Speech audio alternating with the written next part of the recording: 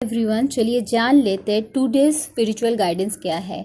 Aroma therapy discover the healing power of essential oils to enhance emotional and physical well-being through the practice of aroma therapy. You can harness the natural properties of oil to promote balance, relaxation and rejuvenation. तो आप की अगर mind व health किसी भी तरह से थोड़ा सा डिसबैलेंस है, ठीक नहीं है, तो आपको बोला जा रहा है एरोमा थेरेपी। ऐसा ऑयल, ऐसे तेल, जो सुगंध वाला तेल है ना, उसका यूज़ करें, घर में जलाइए, धूप दीप में यूज़ कर सकते हो, भगवान की आरती करने के टाइम में घर में रख सकते हो। उसी तेल के सहारे लेके शरीर को थोड़ा सा सतेज बना सकते हो तेल की मालिश करके।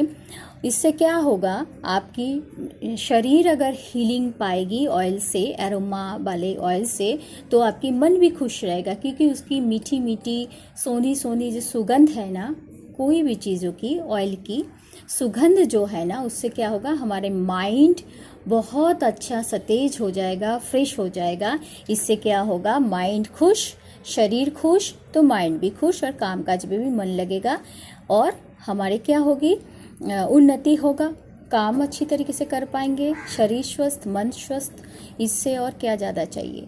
तो आपको बोला है, अगर बैलेंस चाहते हो, रिलैक्स करना चाहते हो, थोड़ा सा एरोमा थेरेपी वाले जो प्रोडक्ट है उसकी यूज़ करना पड़ेगा आपको इसी टाइम पे। स्पिरिचुअल रिट्रीट होस्ट, तो आपके अंदर embrace the role of hosting spiritual retreats and events that foster clarity and deep renewal by creating sacred spaces for reflection and healing. You can guide others on their journey towards transformation and inner peace.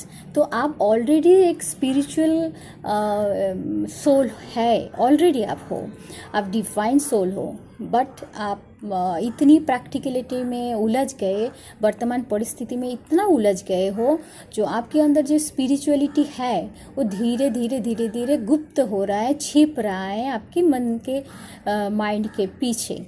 और क्या होगा, और क्या हो रहा है पता है, प्रैक्टिकलिटी में धन के और जो जो दिख रहा है ऐसी चीज़ प्रैक्टिकल जीवन में, उसके पीछे आप भाग रहे हो, जिसके कारण से क्या होगा बोलिए तो आपके मन के ऊपर ये प्रैक्टिकल जीवन की छाप ज़्यादा पड़ेगी।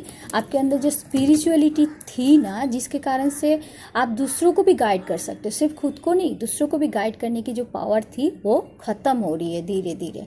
तो आपको बोला जा रहा है, आप फिर से थोड़ा सा हीलिंग प्रोसेस को, आपकी खुद की हीलिंग प्रोसेस को बढ़ाइए, डिवाइन के साथ जुड़िए और आपको क्या, इनर पीस ढूंढिए और ट्रांसफॉर्मेशन के द्वारा आप फिर से जुड़ जाइए डिवाइन के साथ। खुद की उन्नति होगी, दूसरे की भी उन्नति होगी। कैटाप्ट्रोमेसी एक ऐसी, पहले ये पढ़ लेती हूँ। Unlock the mysterious of the past, present and future by gazing into a mirror and attuned to the frequencies of the universe. Through this ancient art, you can receive profound insights and guidance from beyond the physical realm. तो इसके द्वारा आप क्या कर सकते हो, आप unlock कर सकते, खोल सकते हो, पास्ट, प्रेजेंट, फ्यूचर को देखने की पावर मिल जाती है। एक ऐसी मिरर है जिसके, अगर डिवाइन के साथ जुड़ते जाएंगे और ये सीख लेंगे ना, तो आप आपके पास्ट, प्रेजेंट, फ्यूचर को देख सकते हो, जिससे जितने भी क्वेश्चन हैं, जितनी अब फ्रीक्वेंसीज है इस यूनिवर्स के, सब कुछ जान पाएंगे। और ये जानना इतनी आसान नहीं है, एंशिएंट आर्ट है, इसको सीखना पड़ता है, फिर ये करना पड़ता है। और ये यहाँ से एक गाइडेंस भी हमें बहुत अच्छी तरीके से मिलती है, जो हम फिजिकल, मेंटल, स्पिरिचुअल तीनों लाइफ को अच्छी तरीके से बैलेंस करके गाइडेंस में, उनकी गाइडेंस भी, डिवाइन की गाइडेंस भी आराम से पा सकते हैं। पहले इसको सीखना पड़ेगा। और बहुत बार ऐसा भी होता है, कुछ मिरर में ना, जो वर्तमान खराब अवस्था है ना, उसको भी लॉक किया जाता है। लॉक करके उस मिरर को बंद करके काले कपड़े से ढक के फिर उसको कोई गुप्त जगह पे छोड़ के आना पड़ता है, ऐसे भी होता है। और कुछ मिरर को ऐसे भी यूज़ किया जाता है जिससे आप क्या बोलूँ, आप खुद की चेहरा उसमें देखेंगे, प्रत्यक्ष रूप से आप खुद की आंखों से मिरर पे देखते जाएंगे और बहुत हद तक त्राटक माने एक टक लगा के मिरर को देखना है। आपके खुद की छवि मिरर के सामने आपको ही बैठना है, उसको देखना है। तो ऐसे देखते देखते एक बहुत सालों के बाद एक ऐसी अवस्था आती है जो मिरर में ही आपको पास्ट, भूत, भविष्य, वर्तमान सब कुछ दिखने लगेगा। सिर्फ ये नहीं है, भूत भी दिखने लगेगा जो घोस्ट है, समझे। और भी चीज़ें डिवाइन की माने और भी जो यूनिवर्स में बहुत ऐसी चीज़ें हैं जो हम ये दोनों आँखों से नहीं देख पाते, हमारे थर्ड आई से हमें देखना चाहिए, तो वो भी दिखने लगता है अगर ये फॉर्मूला अप्लाई कर लिया गया तो।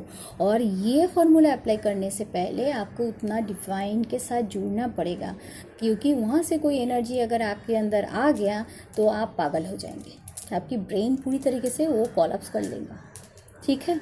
तो ये सब टेक्निक पहले सीखना पड़ता है, उसके बाद इसको फॉलो करिए, क्योंकि ये आज की ज़माने की नहीं है, प्राचीन है। इसलिए तो उस टाइम पे लोग डिवाइन के साथ जुड़े रहना पसंद करते हैं।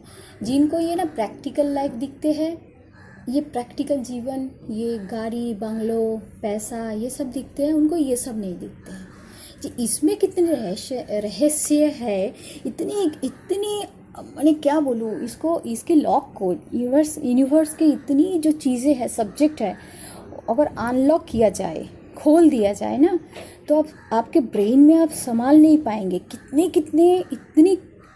कितने चीज़ें हैं इसमें, सीखने वाली चीज़ें हैं, हम तो थोड़ा भी यूज़ नहीं कर पाते हैं। हमारे ब्रेन की कैपेसिटी कितनी है पता है? हम जितना इसमें डालते जाएंगे ना वो उतना ले लेगा। एक ब्रेन ही है जो उसको जितना ज्ञान की खाना दो वो खाता जाता है, लेता जाता है, तो थकता नहीं है, ठीक है। बट उनका भी एक कैपेसिटी है, ब्रेन का भी एक कैपेसिटी है, ज़्यादा काम लेंगे तो कोलैप्स हो जाएगा, ब्रेन हेमरेज हो जाती है, प्रॉब्लम भी होती है। बट शरीर के बाकी अंग प्रत्यंग से ज़्यादा काम करता है हमारा ब्रेन, मुझे ऐसा लगता है। Thank you, God bless us.